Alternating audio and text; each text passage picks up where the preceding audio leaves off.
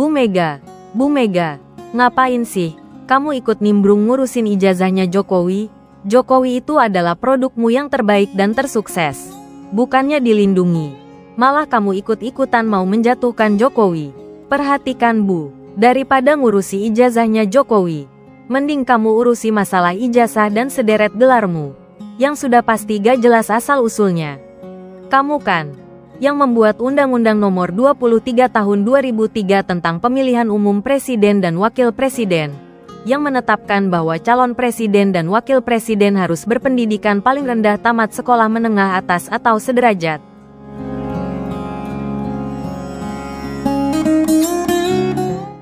Jadi ceritanya begini guys, perdebatan mengenai syarat pendidikan calon presiden ini mencuat menjelang pemilu 2004. Saat itu, terdapat usulan dari beberapa pihak, termasuk Departemen Dalam Negeri, untuk menaikkan syarat pendidikan minimal menjadi sarjana S1. Namun, usulan ini ditolak oleh berbagai partai politik, termasuk PDIP, sehingga syarat pendidikan tetap pada tingkat SMA atau sederajat. Kenapa Mega dan PDIP sangat berkepentingan untuk membuat dan menerbitkan Undang-Undang Nomor 23 Tahun 2003 tentang Pemilihan Umum Presiden dan Wakil Presiden?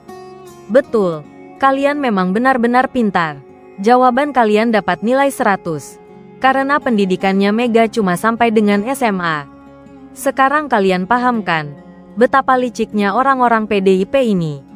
Sama halnya dengan keputusan MK nomor 90, yang pada akhirnya bisa meloloskan Gibran menjadi wakil presiden.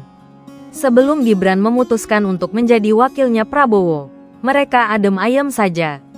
Bahkan mereka menyambut baik gugatannya, dan menyatakan bahwa Gibran juga berpeluang untuk menjadi wakilnya Ganjar.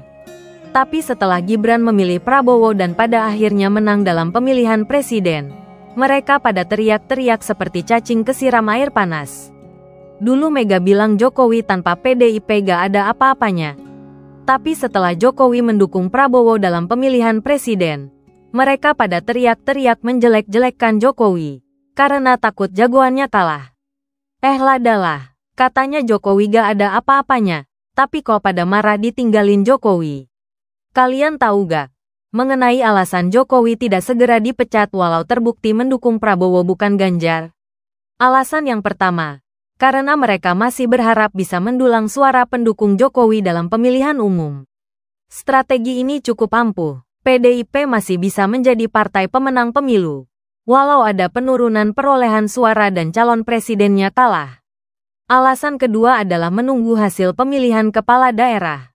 Mereka masih berharap para pendukung Jokowi juga memilih calon kepala daerah yang diusung oleh PDIP.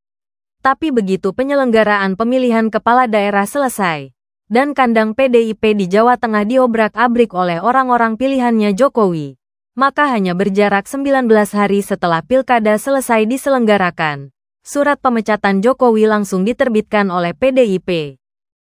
Gimana? Sekarang kalian tambah paham kan mengenai kelicikan dari Mega dan PDIP? Alhamdulillah, mereka sudah mulai menjalani karmanya. Hasto sudah dipenjara. Kita doakan agar yang lainnya bisa segera menyusul Hasto.